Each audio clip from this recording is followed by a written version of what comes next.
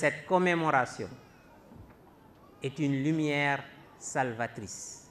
La commémoration du martyr, du Seigneur des martyrs, l'imam Abu Abdallah al-Hussein, est une lumière salvatrice pour tous, car Hussein, selon l'imam Ja'far Sadiq, est la lumière de la guidance, Misbahul Huda, le flambeau de la guidance, et le navire de la délivrance, Safinatun Najat. Ces deux titres, bien que partagés par tous les imams, tous les 12 imams de la sainte famille du prophète, lui sont particulières à cause de sa position unique de Seigneur des martyrs. À ce titre, le prophète l'avait interpellé alors qu'il était encore très jeune, en l'appelant affectueusement « Ô intercesseur de ma communauté ». Le rappel du martyre de Hussein et le ressentiment intérieur de deuil que nous devons cultiver en nous-mêmes est le meilleur moyen d'éliminer tous les obstacles apparents et cachés qui nous empêchent d'atteindre la félicité. Tout un chacun, quel que soit son degré de foi et de réalisation, a besoin de cette lumière pour aplanir les difficultés et faciliter la réussite dans son cheminement. Muharram, c'est un mois de deuil et de tristesse pour la famille du prophète et pour tous ceux qui aiment le prophète et les membres de sa famille. C'est le 10 du mois de Muharram que l'armée de Yazid a décapité l'imam Hussein, le seul petit-fils du prophète grand qui était là, et à Karbala. Et ils ont massacré la quasi-totalité de la famille du prophète ce jour-là.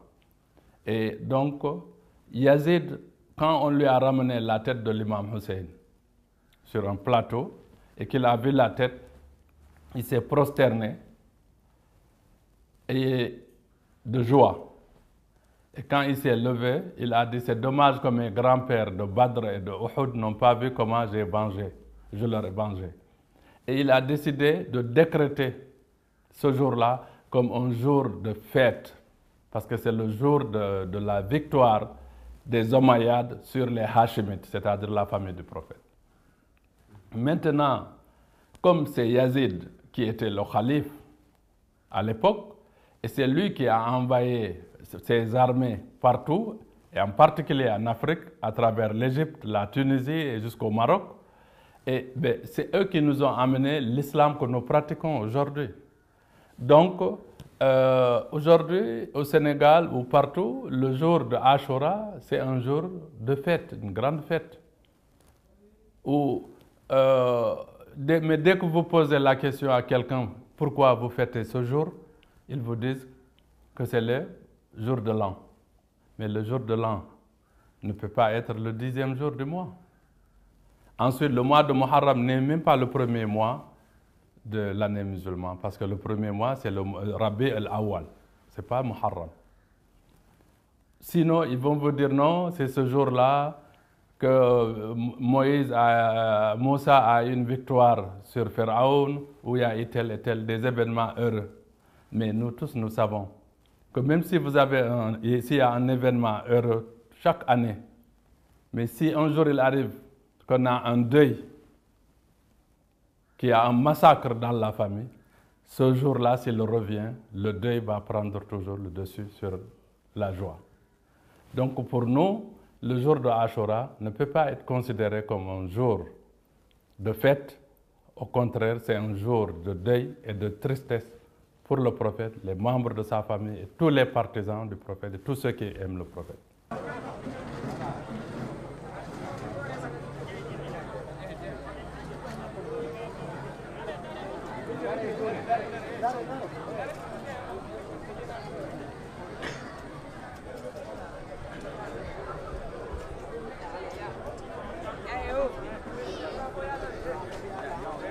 بسم الله الرحمن الرحيم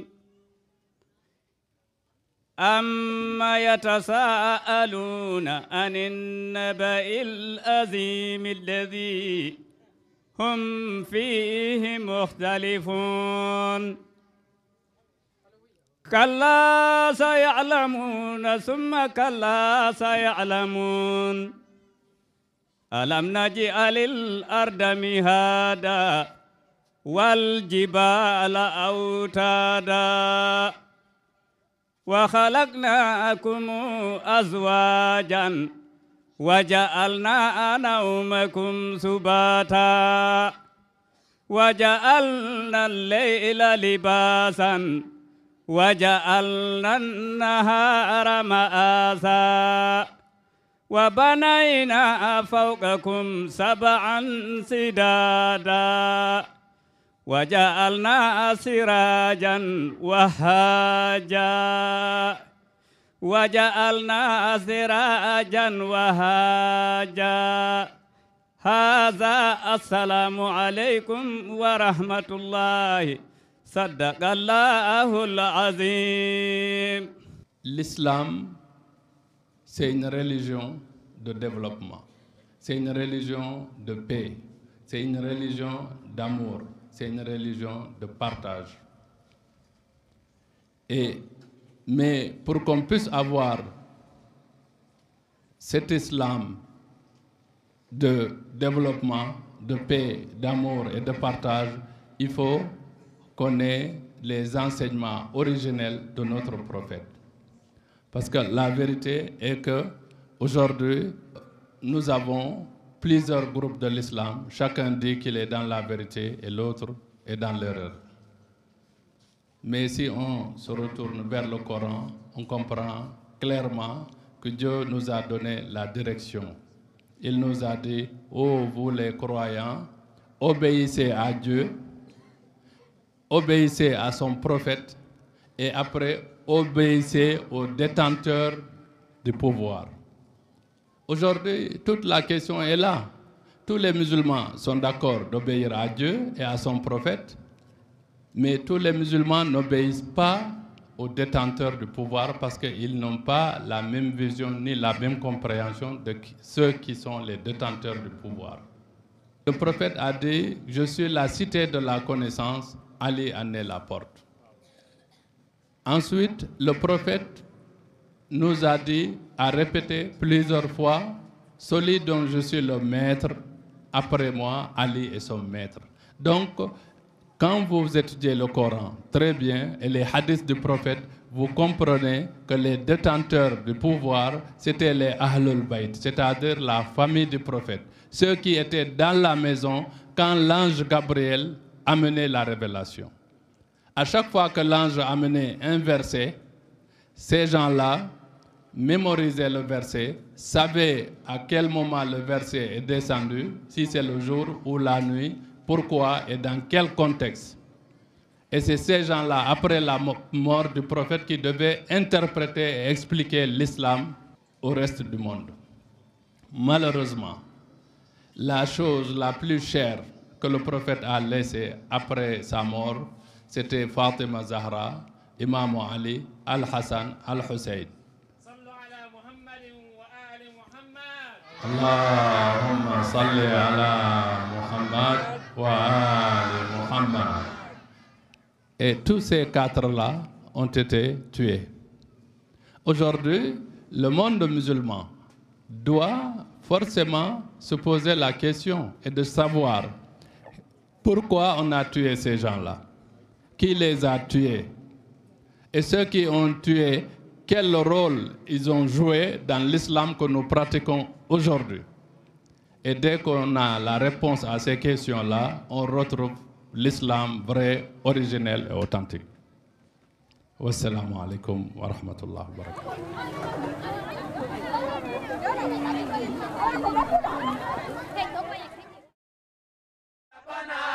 Ya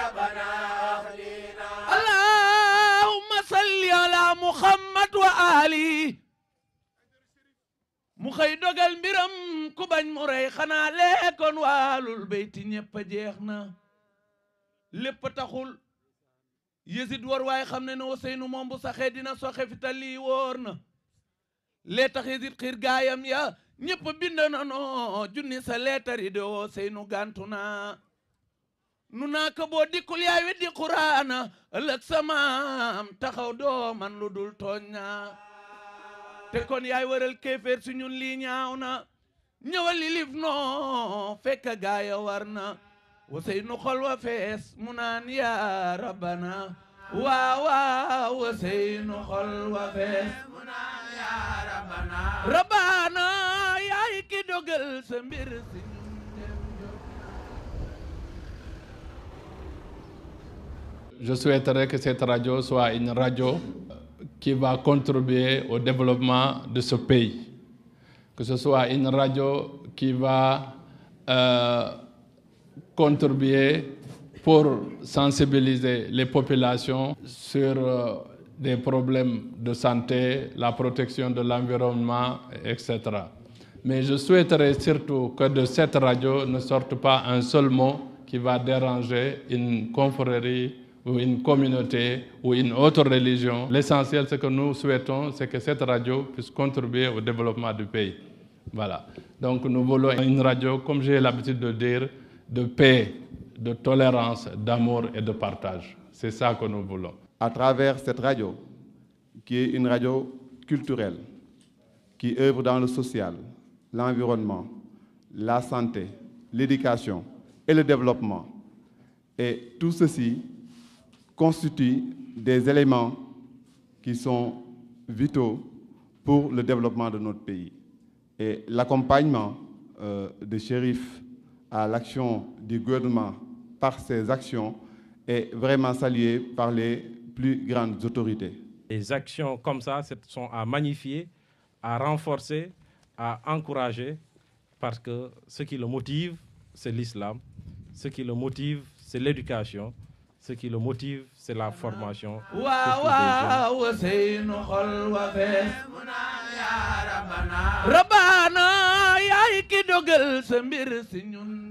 Keki moja ko Sirifu, moja ko Bardadi. Pabe ke. Ina pensa bom pa Guinée Bissau. Imi se poya Guinée Bissau. Tuju fiji Guinée Bissau. Imi se leva Guinée Bissau pa bayi diante. Pa bori força de Guinée Bissau. Pa amor pa tem pa pobre de Guinée Bissau. No contente com Sirifu Haidara. Sirifu Ali Muhammad Haidara. E imi se pensa tisi grande coisa na Guinée Bissau. Pa pobre Guinée Bissau. Pa isibi kila. Pa bori pa no poya Sirifu. Imi se poya Guinée Bissau. Pa Guinée Bissau pa tene educação, pa bori, pa tene sabedoria, pa lei Al-Qur'ana. De Guinée Bissau, pa fiji de Guinée Bissau tudo. Quem se pa tene sabedoria. Sem câncer. Pa bi mati. Pa bi entra na escola de Sirifu Hamad Haidara. Que gën fas organisation na Guinée Bissau. Chérif d'abord programme makko programme idiɗo hen ko findinde yimɓe ɓe jangguinde yimɓe ɓe hoɗum woni le vrai l'islam original mo anduɗa ko a waɗat avancé mais a watta reculer en arrière wonta ko neɗɗo yiɗowo yimɓe ɓe a wonta neɗɗo waroɗo yimɓe donc min nde nafoori kam hen vraiment ɓuuri wadde attiré pour mi naata e Mousdahir mi daro hen kadi woɓɓe hewɓe naata hen fonno yetti Allah kono ko min ɓuuri yettude Allah hande garɗo ha yimɓe garɗo ha fuɗɗi gollodade e muɗum ko jiimi e Sérif ko alhamdulillahi rabbil alamina fula du yetti Allah nafoore kay nafoore kam somi ñaani hen nafoore ɗum ɓeydataka saabu kala lewru min ɓeydoto ano notene muito importante ko casa de Mousdahir no istali ciw anos min jeeris no gostadi e scusa di Mousdahir di ahalul bayti nona pidi deus tudo ndek Sirifu no ca kinkina judal pay judal maniera di firmanta e Mousdahir lina Guinée Bissau en tout cas o hollime affaire l'islam woni mi hollude affaire dina woni wallude yimɓe ɓe surtout développement mon wadde affaire sengu sukaɓe. Ces idées pour le développement, ces idées pour l'islam m'ont vraiment frappé. C'est un homme qui s'investit beaucoup dans le développement comme lui aime bien à le qualifier, le développement de l'homme intégral à la fois spirituel et matériel. J'ai toujours moi-même pensé comme cela. C'est pour cela que très tôt, vraiment, on a pu faire chemin ensemble et j'ai épuisé ses idées. Chérif, c'est difficile de le qualifier parce que c'est un homme exceptionnel qui a une vision qui dépasse quand même largement la vision de beaucoup de personnes, beaucoup même de leaders dans ce continent, dans ce monde-là. Donc lui, il voit très loin et là où il veut nous amener, c'est vers vraiment une société pleinement développée.